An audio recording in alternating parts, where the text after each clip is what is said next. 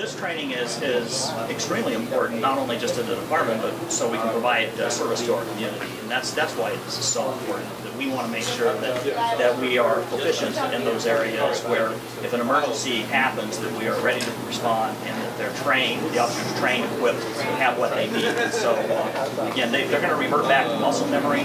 They're going to go back to what their training told them in the event of an active shooter event. So we want to make sure that we have this training and we have them proficient in that, so they're comfortable. What we've seen over the years is many active shooters who have planned this out in advance, they will try to barricade doors, make the police response slower.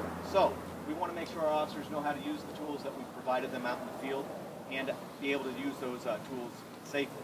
So what we're going to do right now is I'm going to give you a demonstration on how this breaching door works.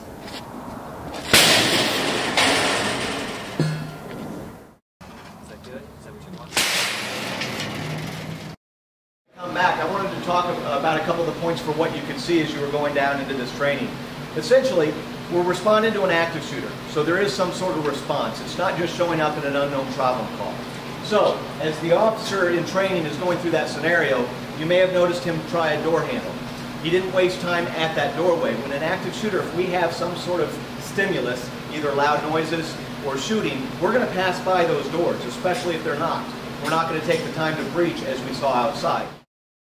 We see what happens around the country, and then we make sure that our officers are trained in the event something happens here. So training is important. Obviously, we want to deal with those perishable skills, and we also want to make sure that we're on the cutting edge, so our officers are not only equipped but also trained to respond to any emergency.